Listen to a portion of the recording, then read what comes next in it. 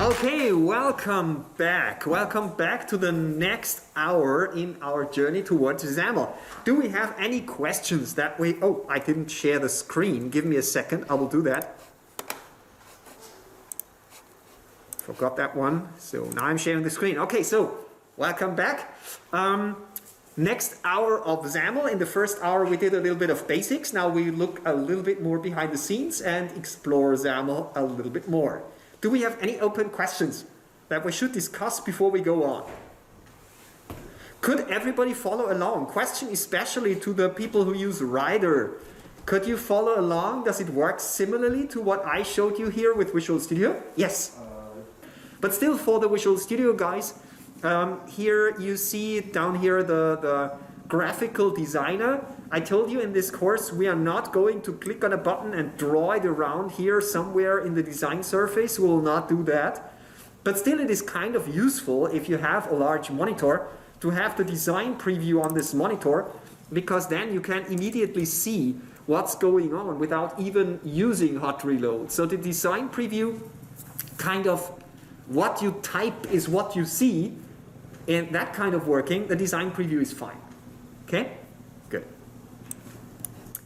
Good, good, good. Now, next topic. I would ask you to delete everything except the window. We just want to have the window, nothing more, only the window. Don't worry, you don't need to save the things that we typed in.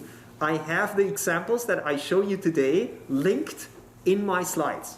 So you have them in your material, okay? So now we go into the C# file, and I would like to show you a little bit more about this whole C# in the background. And we will explore whether we could write WPF apps without any kind of XAML. And we want to understand what XAML really generates.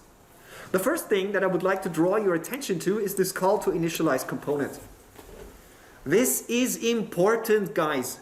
Remember it. Don't delete this line of code. Initialize component loads the XAML code and displays it on the screen. If you delete initialize component, everything is bad. Okay? It's important. Keep it in there. Don't remove it. Don't tamper with it. Now, after this initialize component, we can manipulate the whole UI inside of C#. Try to follow along and do the following. Let's create a button here, a new button. And guess what? Because button is a class in WPF, just like we used it in XAML, I told you that, we can configure the button in C# too. So what we can do is we can say background equals to brushes dot, what did I have? Green.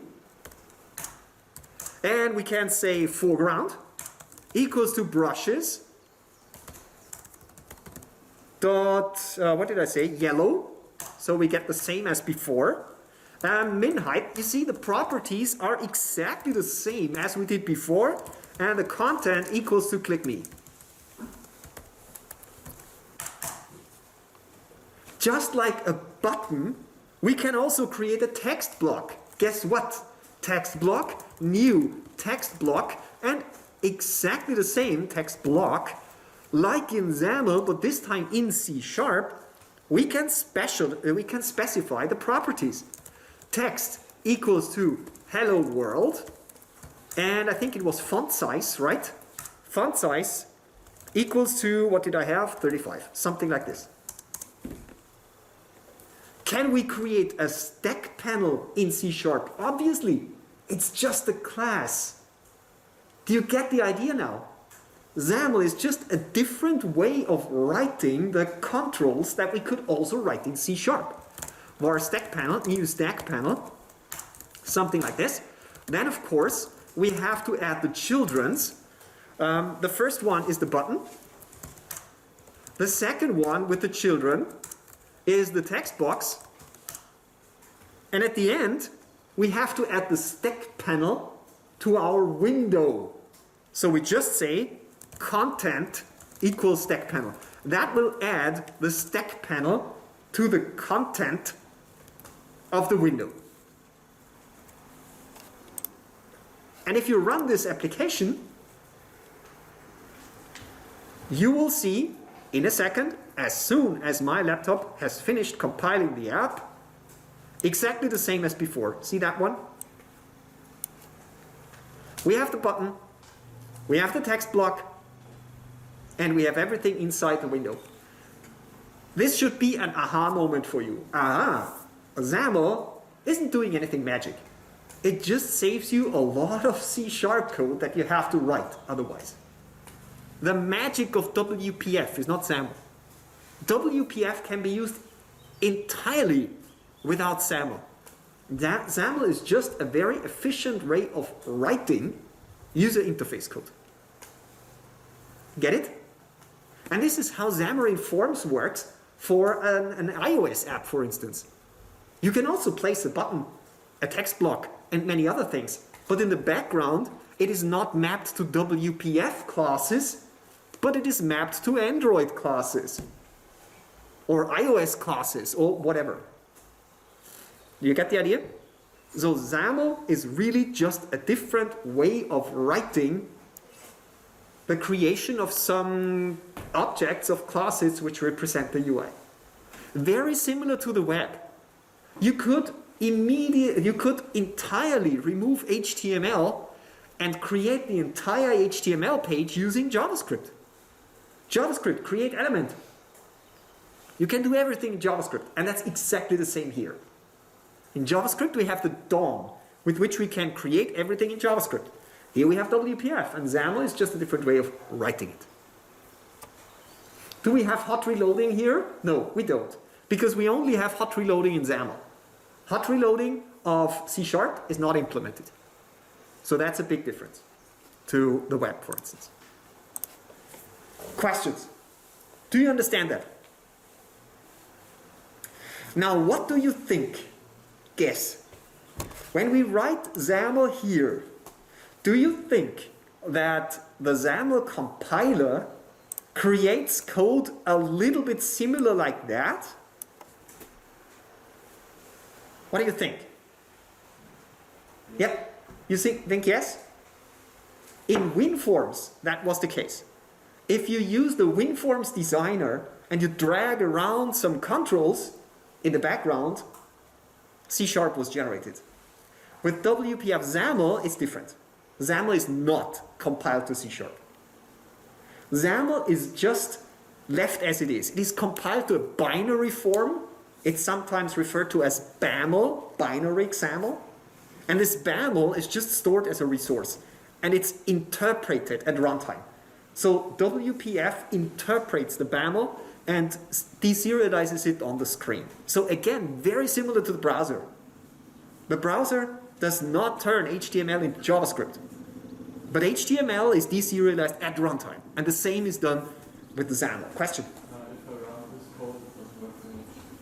It does not work for you? It doesn't show anything. Did you forget the last line? Maybe? Pardon? Yes. That's a typical mistake. You build everything and then you don't anchor it into the window, and then, yeah, nothing is displayed. Please let me know if it works for you now.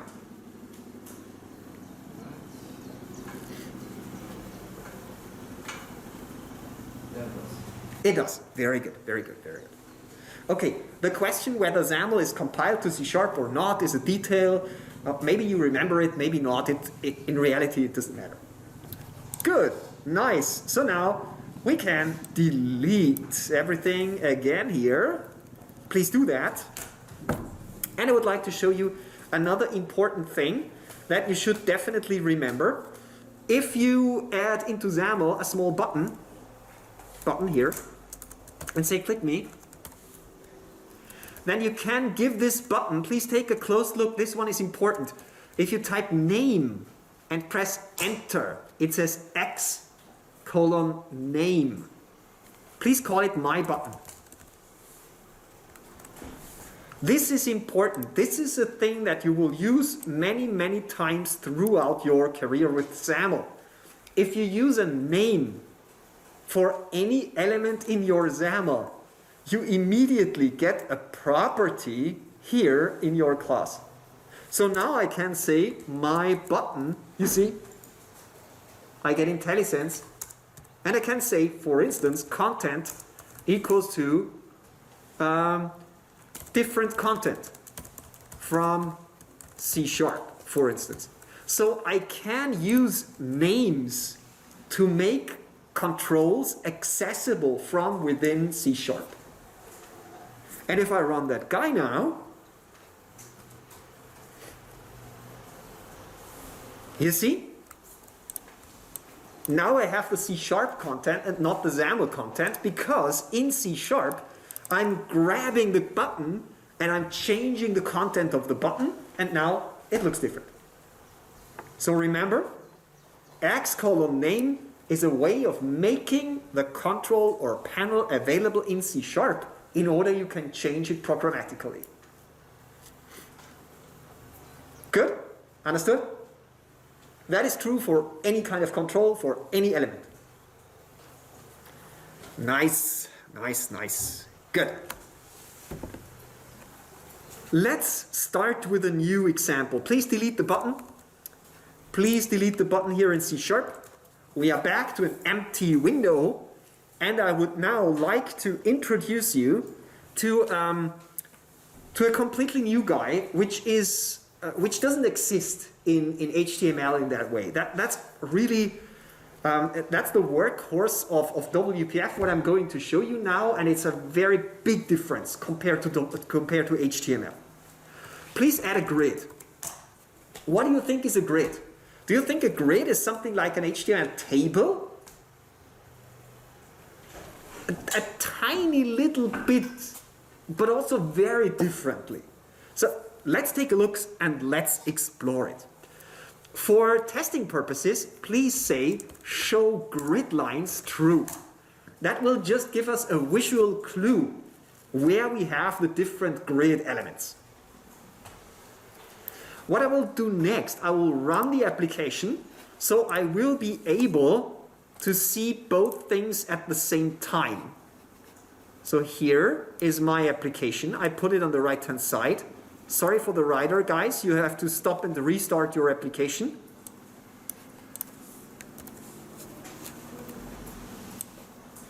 Good, here it is. Currently, we don't see any difference here on the right-hand side. The grid is invisible because the grid is currently empty. Let's put a text block inside of our grid. I don't know, let's say background, light gray, something like this. Light gray, something like this, exactly. And let's say text equals to something. Doesn't matter what you put in here. If you save that one, we will see something with a light gray background. Still, the grid is not really visible. Now please follow along and do the following. Please copy the text block here, and now let's write something else, okay? Let's say, I don't know, foobar. And let's see what's going on. Oops. Do you see? Something has disappeared. We just see foobar. Why do you think this is the case? That's an important one. Do you think that something has disappeared? I think maybe because the grid thinks it's a one-by-one grid. Currently, the grid only has one cell, and if you add multiple children to a grid with only one cell, exactly, you showed it now, it's one over the other over the other. So for instance, if I remove the background here, this one, I will see something very strange. You see that one? I can make that visible. So that is not very useful, is it? This is why you can configure the grid. Let's do the following. Inside of the grid, let's say grid.column definitions, and then we have a column definition with a width auto. And let's do 2 column definitions. Something like this. Suddenly, things have changed. We see this dotted line here. See that one? But still we only see foobar. we have to make another slight adjustment here. We will say grid.column equals 1. And now you should understand what's going on. See that one? A grid currently is very much like an HTML table, but written a little bit differently. You have to remember this syntax. Over time, you will remember this syntax. You define the columns, and then with this one, you define in which column you would like to place which control. I will leave it here on the screen for a second so that everybody can follow along. Again, you have this sample in your material, so you don't have to store it permanently on your laptop. You can always find it in the course material. Currently, the only difference to an HTML table is that an HTML table would never span the entire height of the window. The table would have the same height as the content. That would be an HTML table, right? But the grid behaves a little bit differently. But the grid knows a lot of tricks, which makes it super, super useful for aligning things on the screen. Because what I can do now, I can do here with the width, with the second one, replace auto with star. And see what's going to happen. Star means take all the available space. If I make here also a star, the grid will split the columns equally. If I say 2 star, it will calculate the number of stars and split the width according to the percentage, which is calculated based on the stars. Get it? Now we can do the same thing with rows. Just like column definition, we also have row definitions. Row definition, and here we don't define the width, but we define the height.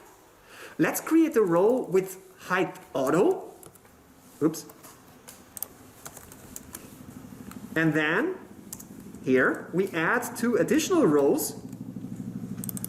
And here we say star and auto again.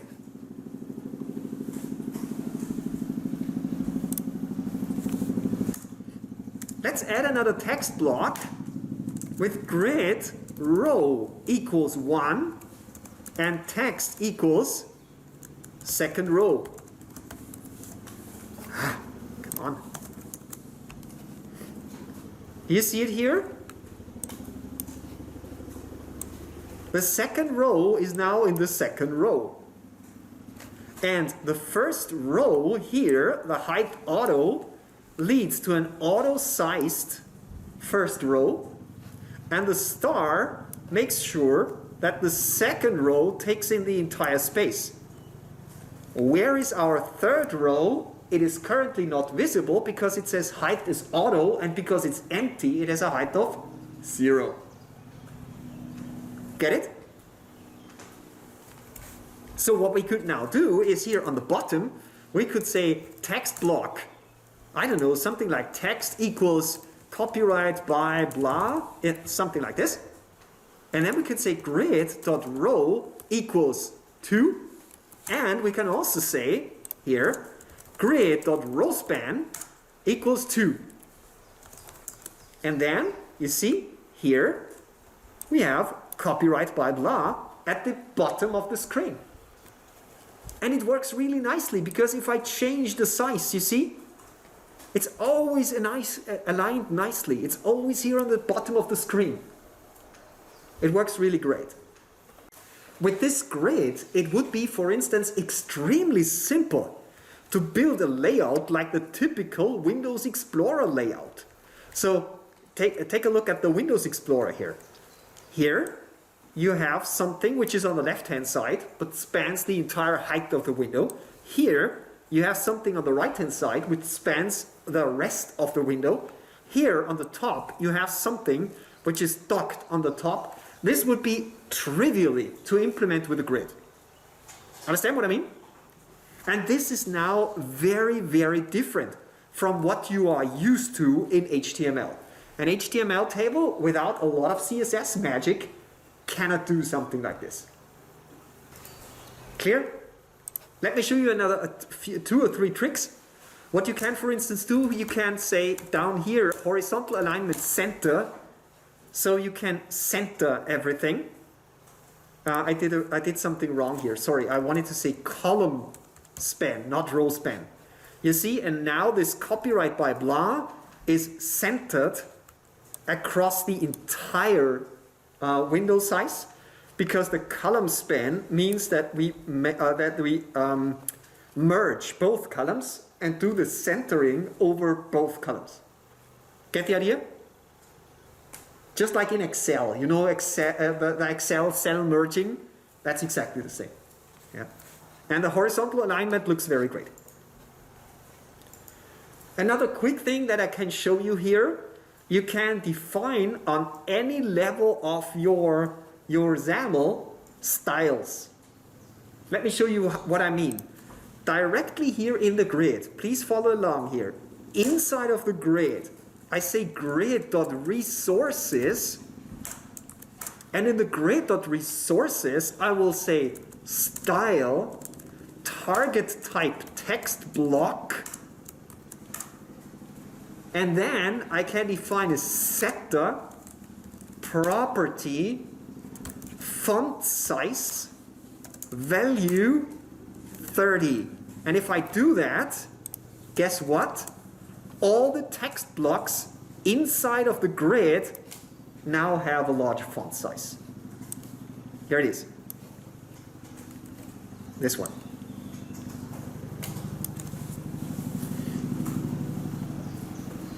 This is how very simple styling works in WPF. Do you see the difference to CSS?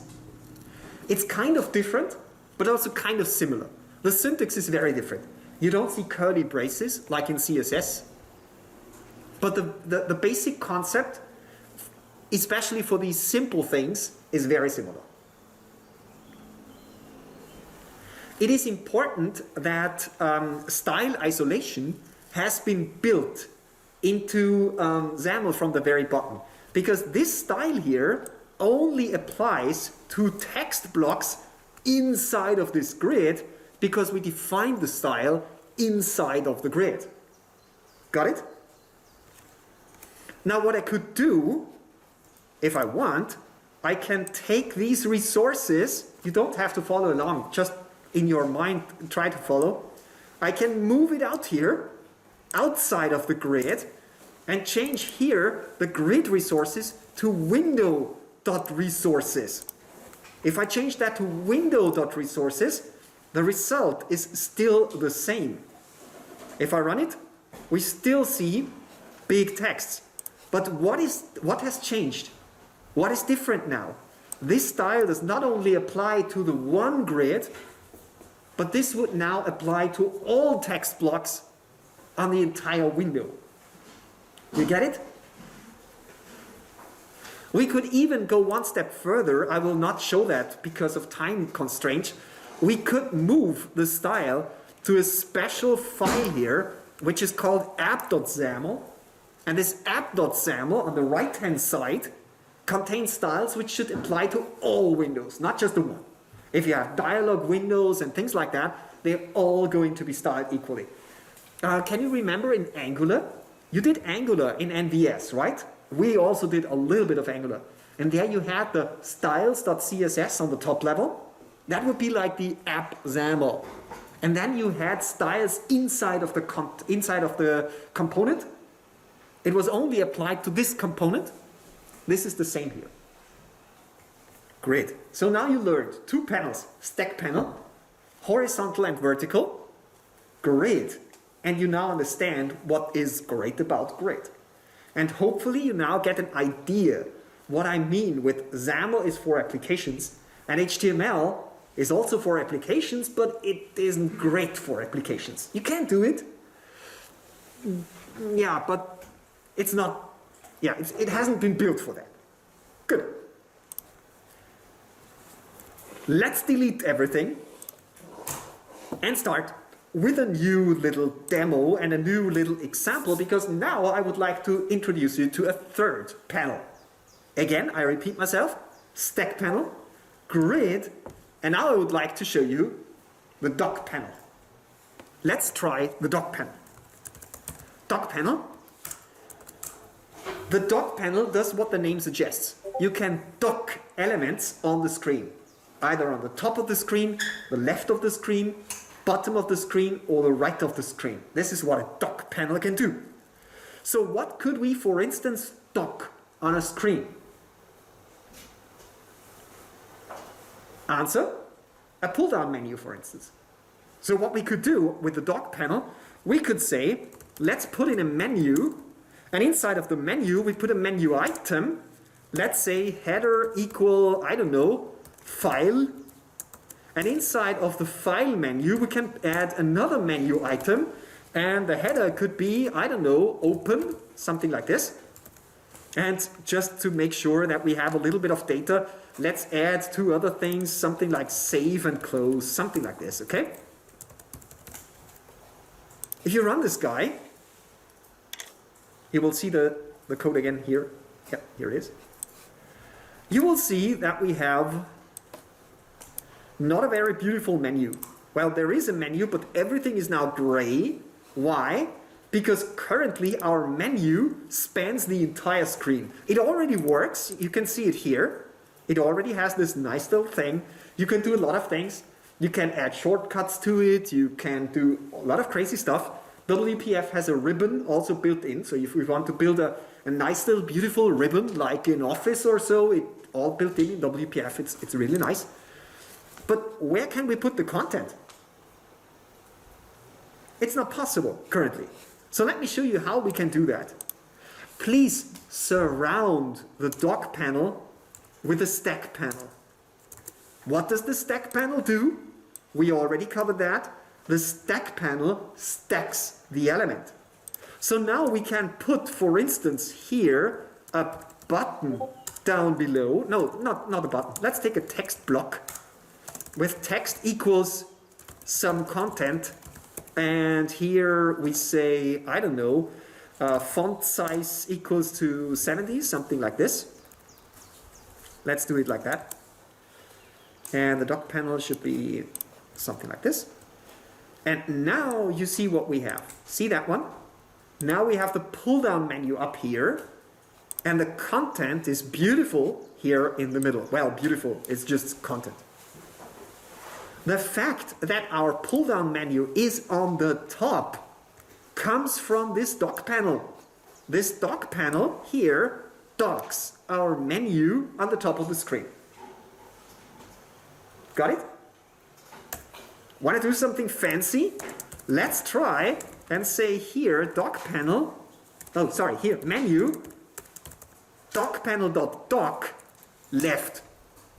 Let's see what's going to happen. Not a lot. Much better. Sorry, I put the text block, you can see it here, outside of the dock panel. That was a mistake. Put the text block inside of the dock panel. And now you see that our menu is docked at the bottom of the content. It doesn't make sense, but I think you get the idea now, right?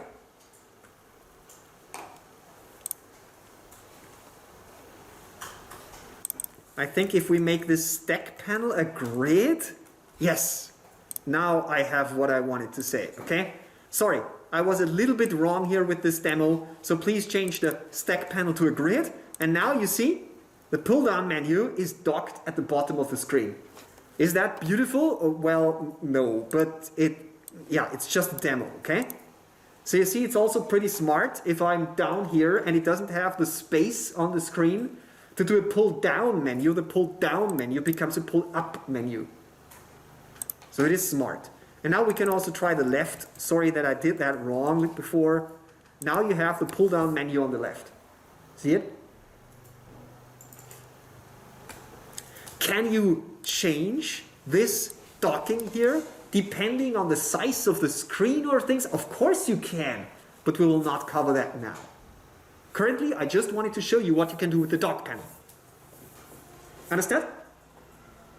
Yeah, and you also, by the way, learned how to build a simple pull-down menu.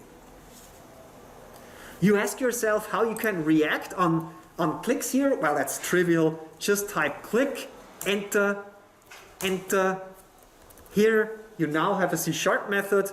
I can go to F12, go to definition, I'm here, and I could say message box dot show hello world, something like this. And if I run this guy, this was the click handler here. See, here, click handler on open. So if I now go to file, open, we see a message box which says hello world. Hoo-hoo! Not that difficult. So as you can see, building UIs like that is really a piece of cake. Really simple. I will wait a second so that everybody can follow along and catch up. Guess what? Delete everything. We need an empty window. Now the next demo that we are going to do together is a little bit longer, so I don't want you to type everything in. I would like you to follow along by copying in some code, so let me quickly give you the link to the code in Discord. So I go to the Discord server here and I paste in the code. Please open this code also on your screen. Now we are going to build a sample which is a little bit larger, and it doesn't pay off that you type in the code because the code isn't complicated. I want to focus. I want the freedom to focus on the concepts, and I want you to follow along with the concepts. Please also copy the code, do exactly what I do, but I want you to spare the typing, okay? So, in this example, please scroll down until you come here to the scroll viewer. Inside of the scroll viewer, we have the wrap panel. And these two things is what I would like to show you first. So you can copy these two lines or type them in. This is not the big thing that we have to type in. So let's go here and let's use a scroll viewer. Scroll viewer, here it is. And put a wrap panel inside of the scroll viewer, and inside of the wrap panel I ask you to add a button with font size 40, a little bit of a margin, let's say 20, and inside of the button we just say hello world. And then I want you to do the following. I want you to copy this button a lot of times. We will delete that code in a second, okay? We will make meaningful use of scroll viewer and wrap panel in a second. But first, let's explore what this guy is capable of doing. If you run this program, you see a lot of buttons. They are just buttons. The first thing, please note here on the right-hand side, a scroll bar. So far, we only had grids which used exactly the space that we gave them. They were spanning the entire screen, but you couldn't scroll. If you made the screen smaller, there was no scroll bar. The screen state simply became smaller. Now the scroll viewer gives you the scroll bar. So if you add a scroll viewer, you can scroll. Okay? But as you can see, we cannot scroll horizontally. This doesn't work. We cannot scroll horizontally because we combine the scroll viewer with the wrap panel and scroll down to the button and then change the size of the window. See what's happening? I mean, the name of the panel, the wrap panel, already suggests what it's doing. It wraps the button into the next line. So if it has enough space horizontally, it will align the buttons from left upper side to the right, wrap, next line, wrap, next line, wrap, next line. Got it? That is what a wrap panel can do. Now we had stack panel, grid, dock panel, wrap panel. And the combination of these four can already do a lot of tricks. And you also got the idea what a scroll view is. Because now we can intelligently combine scroll view and grid, for instance. We can create a grid, and inside a single grid cell, we can put a scroll viewer. And suddenly we have a scrolling area, which is not across the entire window, but only inside the area of the screen. Think of a layout where you have a pull-down menu on the top, maybe a menu on the side, maybe a copyright message on the bottom, and in the main part of the screen you would like to have a scrolling area. This is what scroll view can do. Get the idea? Pretty nice, isn't it? Now let's make meaningful use of this wrap panel and the scroll viewer. Of course, putting buttons inside a wrap panel is not very interesting, so delete the buttons.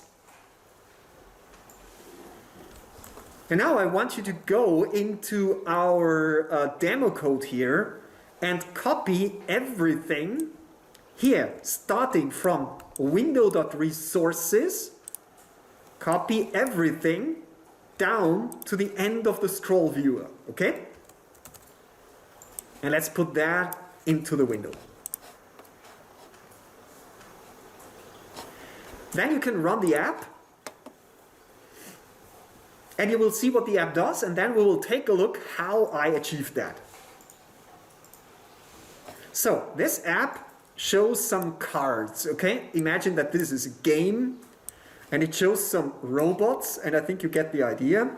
I can make it larger, and I can scroll here, and if I make the screen smaller, the robots are aligned below each other. Imagine that this is kind of game where you can choose your character or something like this. Or it could be a business application where you show different products, for instance. Or maybe some charts in a dashboard or things like that. Could be like that. Now let's take a look how I implemented this kind of window, okay? First, these two things, scroll view and wrap panel, we already learned about them. Previously we used it to arrange buttons, but now we arrange something more complicated. Let's take a look at each different card. These cards are represented by a border. This is the gray area around each robot. Then I had an image, a larger header text, the name of the robot, and down below a description of the robot. And because I would like to have them one below each other, I used the stack panel inside of the border. We say the stack panel is the content of the border. Content is the correct word in XAML here. The stack panel has multiple children as the content. The first children is an image. You can specify either a file name here, or you can specify a URL where the system should load the image from. And I happen to use RoboHash. Do you know RoboHash? You don't know RoboHash? Well, RoboHash is great. Open this URL, robohash.org. It's really funny, and you can use it in many demos. All you have to do is you can enter here your name. I will now enter Rainer. I press enter, and it will now give me a random robot. It just hashes whatever you type in, and you can get a lot of robots. So if you need to generate a lot of avatars, for instance, just use RoboHash. And the beautiful thing of RoboHash is it doesn't only understand robots, but you can change the URL to set2, then the robots would look different, or set3, then the robots would look different. And of course, we're talking about the internet, there is a set4 with cats too. So if you add set equals set4, for instance, let's try that one. It says robohash.org/Rainer, and add the set4. Let's see what kind of cat I am. This is the kind of cat that I am. So with that you can generate random avatars. It's really nice for doing demos, because sometimes you don't have the images at hand, and this comes in very handy. Understood? So from a XAML perspective, the important thing is you now learned a new control which is called image, and then we have a text block and another text block. The interesting thing here is this one. This is what we have to talk about. Yeah, but we will talk about that after the break. We already worked again for 45 minutes. So we will have another break. I think now is the longer break, right? So we will have quarter of an hour of a break. And at 10 we will continue. And then we will take a look at styling. How styling works in more details. And finally, if we have enough time, our final example will be designing an input form with labels and keyboard shortcuts and things like that. This is where I would like to finish today's lesson. For now, we are good. Students at home, 15 minutes break. We will continue at 10.